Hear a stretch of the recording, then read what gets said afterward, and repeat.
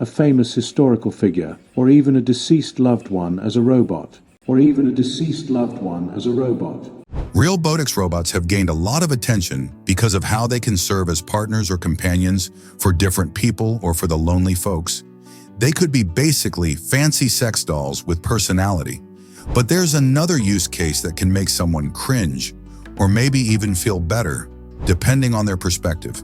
The idea of being able to create a robotic copy of someone who has passed away, a family member or loved one, complete with their voice, mannerisms, and even elements of their personality.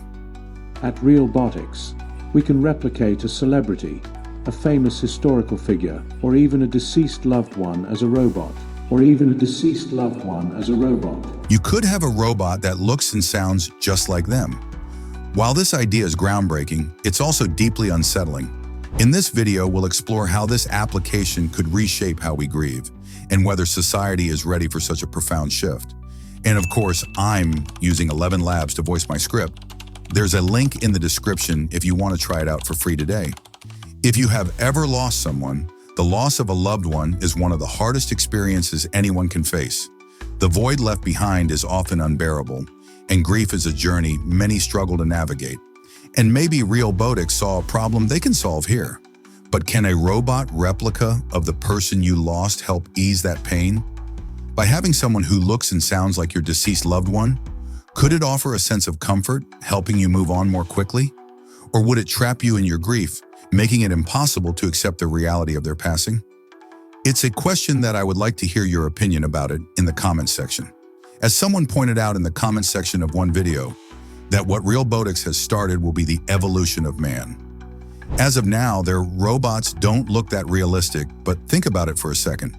If we achieve artificial general intelligence, which will make robots to be more lifelike in their interactions with humans.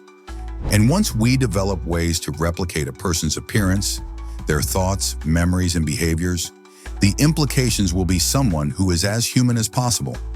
We could move beyond just creating a copy of someone who is deceased to transferring their consciousness into a robot. This would essentially allow them to live again in a different form. It's an idea like of the Netflix series Altered Carbon, where people's memories and personalities are stored digitally and transferred between physical bodies or sleeves.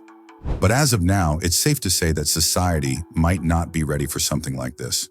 The stigma could push people who adopt this technology to hide it, keeping the robotic versions of their loved ones out of sight, fearing judgment or ridicule from others. Many people would cringe at the thought of seeing a lifelike version of someone they buried, walking and talking like nothing ever happened.